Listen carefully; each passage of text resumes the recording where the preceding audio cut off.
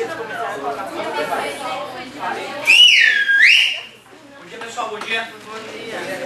Muito satisfeito com a grande imensa maioria aparentemente fazendo as tarefas honestamente. Não se esqueçam, isso é uma coisa tua, e assim na sala de aula eu tenho que fazer essa checagem. É muito comum, o cara começa a fazer a tarefa por ali, a galera começa a fazer a tarefa lá na hora. E não existe isso, né, cara? Não vai conseguir em 5 minutos, 10 minutos fazer a tarefa e entender como deveria entender, né? Então tomem cuidado com isso, tá, pessoal? Página 20, exercício 1, dizia o seguinte: durante o estudo da mecânica, serão estudadas diversas grandezas escalares e vetoriais. Entre elas podem ser ressaltadas energia escalar e força vetorial. Imagine a situação em que um corpo sofre ao mesmo tempo a ação de duas forças, uma de 50 newtons e outra de 120 newtons. Nesse caso, qual o módulo da força total aplicada nesse corpo? Agora suponha que outro corpo receba simultaneamente 50 joules e 120 joules de energia. Nesse outro caso, qual seria o valor da energia total recebida por ele? Essa pergunta parece uma pergunta boba, inocente, né? Mas ela é uma pergunta muito bem feita para ver se a galera entendeu aquela aula passada sobre grandezas físicas, que tinham as escalares e as vetoriais. Escalares ficam completamente compreendidas com duas informações, que é o módulo e a unidade. Agora existem grandezas físicas que são mais complexas, que para poder serem compreendidas precisam de 4 informações: módulo, unidade, direção e sentido. Quando uma grandeza física... Oi, olhar para mim, cara, durante a aula, e sentar direito, por favor. Direitinho, pé para frente, por favor, cara.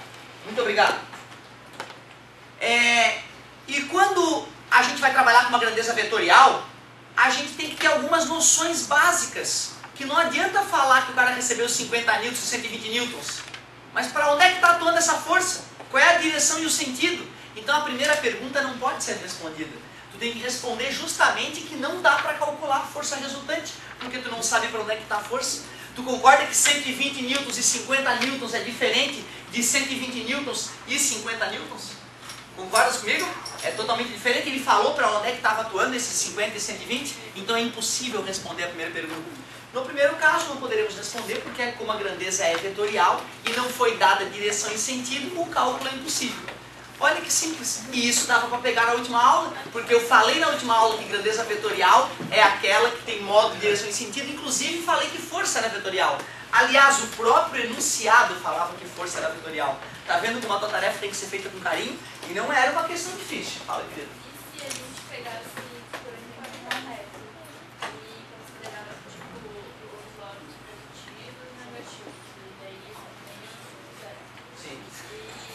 E colocasse, marcasse 50 e depois 120 calculasse meio que a distância entre eles. Não, mas na verdade é o seguinte, o que ele está te pedindo é o seguinte, vou ler de novo para tu entender bem, olha só. Durante o estudo da mecânica, imagine a situação em que um corpo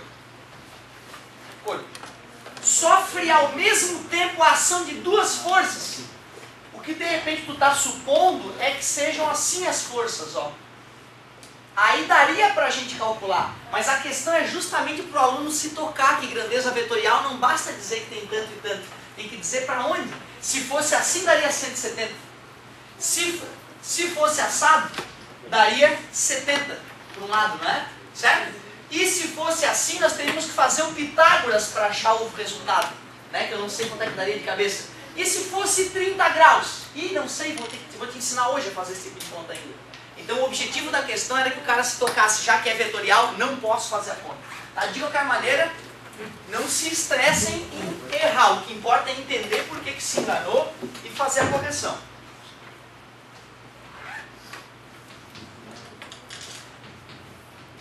No primeiro caso, não podemos determinar a força resultante,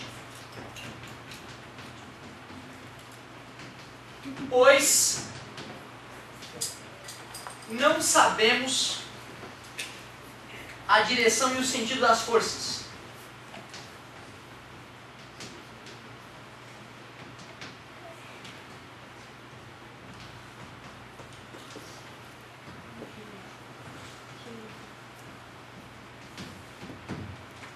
era isso que ele queria que tu percebesse, que não dá para dizer qual é a força resultante. No primeiro caso, não podemos determinar a força resultante, pois não sabemos a direção e o sentido das forças, certo? Que são grandezas vetoriais. Agora suponha que outro corpo receba simultaneamente 50 joules e 120 joules de energia. Energia são as calorias, por exemplo, que tu come. Quando tu vai no McDonald's e pega um Big Mac, tu pega, eu quero um Big Mac com 680 calorias para a esquerda, quero engordar aqui. Faz sentido esse tipo de pergunta? E de energia e falar, olha, eu quero energia naquele lugar. Não tem essa, cara, mas quando tu comer, né, o sanduíche, tu vai ingerir aquela energia, depois mais um refrigerante, mais alguma coisa, o total da energia que tu ingeriu é a soma dessas energias. Não faz sentido perguntar 200 calorias para onde, né? Não faz sentido. Tá? Então já a segunda resposta pode ser fornecida. Se o corpo recebeu 50 joules e 120 joules de energia, o total foi 170 joules, porque não interessa para onde.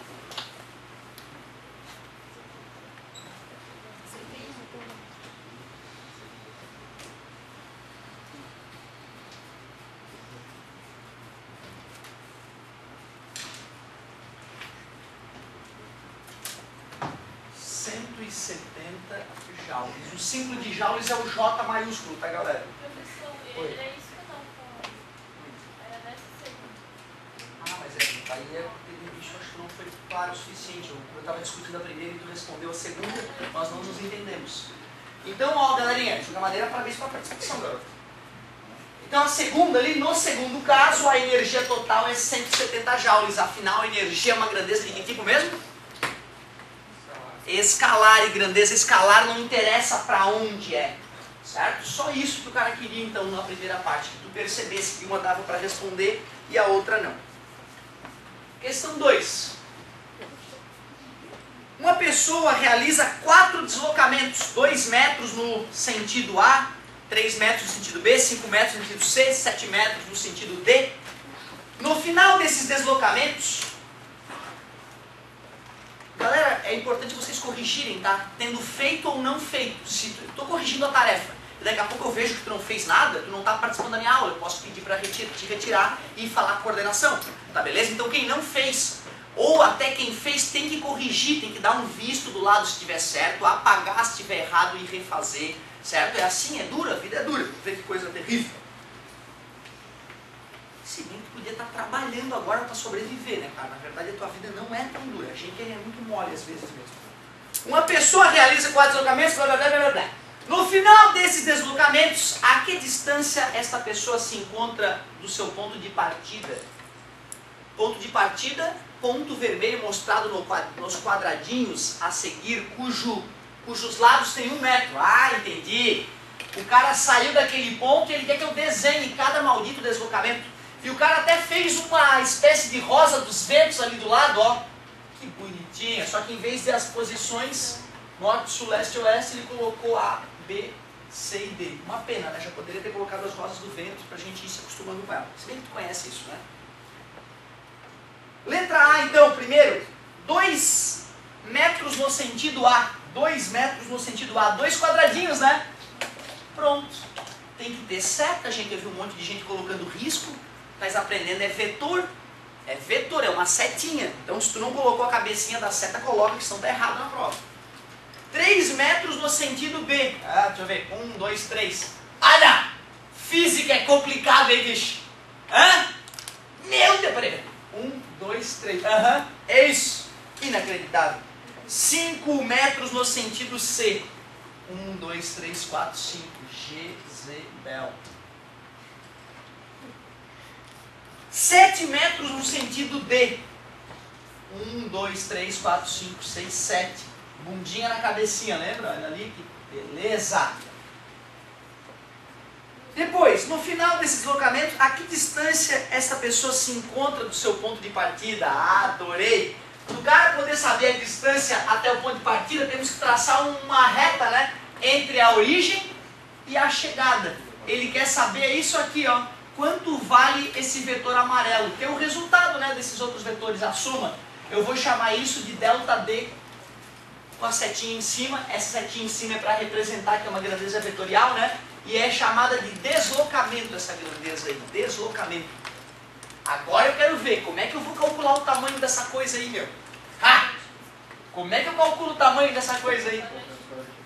Só que aí é que tá, cara, a lateral do quadradinho é 1, e não tá na lateral, tá na diagonal, tá passando por cima dos quadradinhos. Aí é que tá, se fosse uma grandeza escalar, nós poderíamos simplesmente somar, mas nós estamos entrando numa nova classe de grandezas vetoriais. Ah, ótimo, aqui 1, 2, 3, 4 seria, né? Mas não, 4 na verdade é esse tamanho aqui, ó, ele é bem maior que 4. Tem a ver com o Pitágoras! Ai meu Deus, olha ali o triângulo retângulo, cara, ó. Quantos anos tu vem mexendo com o Pitágoras? Mas a tua ideia é perfeita, moço. 1, 2, 3, 4, tem 4 aqui embaixo. 1, 2, 3, tem 3 aqui. Aí eu vou fazer um tilpit ali para determinar a hipotenusa. Como é que vai ficar essa conta aí? É, né? Delta D ao quadrado é igual 4 ao quadrado mais... Nós vamos fazer isso aí só por desencargo de consciência. A gente sabe que é 5 a resposta, né? Esse é o triângulo retângulo mais famoso do mundo, né? Catetos 3 e 4 e hipotenusa 5, né? Delta D ao quadrado é igual 16 mais 9. Delta D ao quadrado é igual a 25. Ao quadrado passa como para o outro lado? Raiz quadrada de 25 na matemática profunda. Então tu já sabe a partir de hoje que se algum dia tu vê um triângulo retângulo cujos catetos são 3 e 4, a hipotenusa é 5. Tu não faz mais conta, cara. Certo? Faz essa conta aí. Eu estou fazendo só por desencargo de consciência. Esse triângulo vai te perseguir esse ano, ano que vem, no terceirão, e vai cair no teu vestibular esse triângulo. Como? Parabéns, cara. 5 metros. Sempre voltando a unidade, né? Show de bola. Bem tranquilinha também essa 2, a parte de desenho, né? A parte do cara enxergar que tem que fazer o triângulo e fazer Pitágoras, já é uma coisa que a primeira vez a galera não pega a manha. Mas a segunda vez que for preciso fazer isso, né? Tu já vai matar. Lá no terceirão aconteceu a mesma coisa. Tinha tarefa bem parecida com a de vocês, só que eram muito mais volumosas, né? E aconteceu isso. Nas primeiras o pessoal não estava conseguindo se tocar de fazer Pitágoras, na segunda aula já estava todo mundo fazendo Pitágoras automaticamente. Questão 3.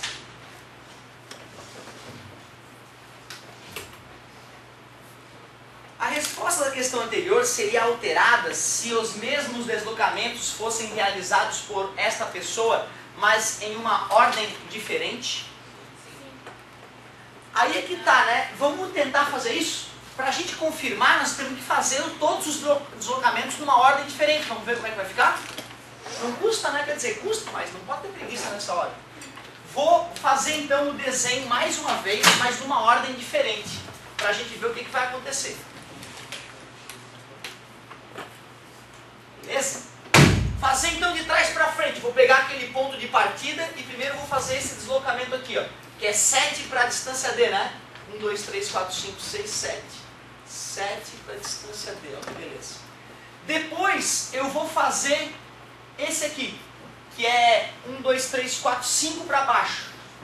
Nojento, né? 1, 2, 3, 4, 5 para baixo.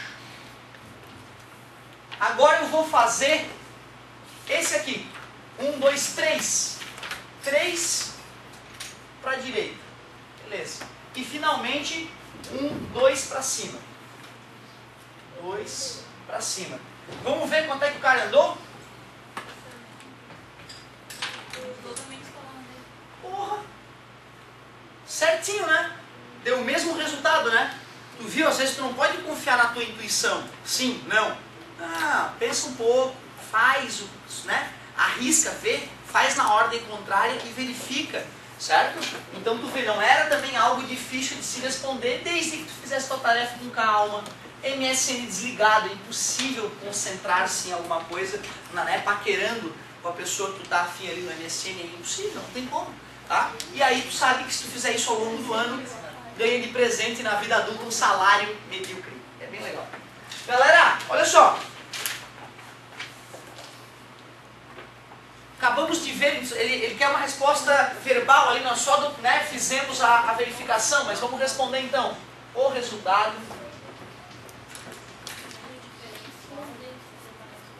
Isso.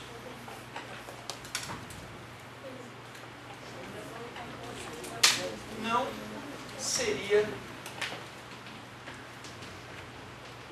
alterado. Isso é bem prático. Questão 4, a última da tarefa, né? Pô, tarefinha de 4 questões, cara. Olha que light isso aí. Um móvel desloca-se 40 km na direção norte-sul. Ah, pelo menos isso. Indo do sul para o norte. Em seguida passa a percorrer 30 km na direção leste-oeste, dirigindo-se do leste para o oeste. Nessas condições, o módulo do vetor resultante é em quilômetros igual a...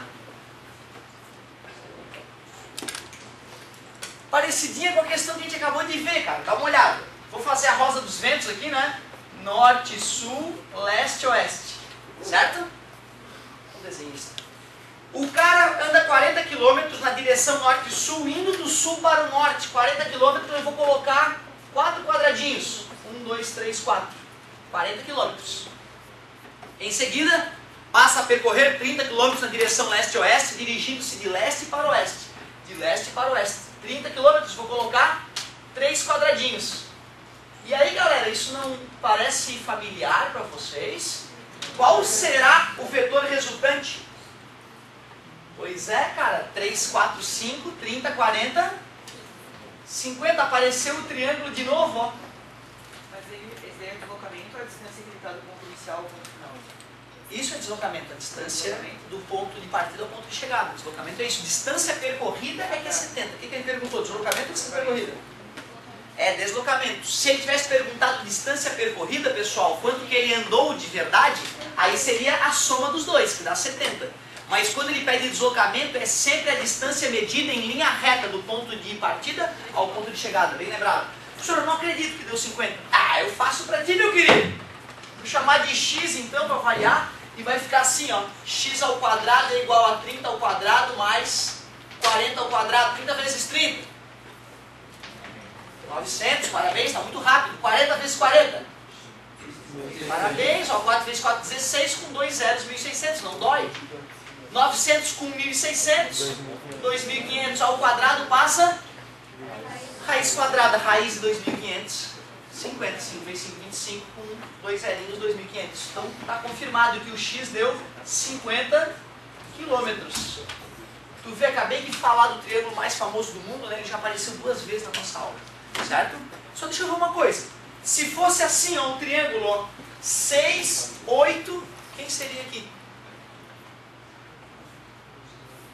10, né? 3, 4, 5, 6, 8, 10. É tudo dobro, né? Certo? É assim que a gente escolhe triângulos legais para botar na tua prova. A gente pega o triângulo mais famoso do mundo e dá uma mexidinha nele. Certo? Quem sabe disso acaba nem sofrendo tanto para achar as respostinhas nesses triângulos. Legal, corrigimos a tarefinha, mas tem um monte de coisa que eu quero te explicar hoje. Um monte! Jezebel!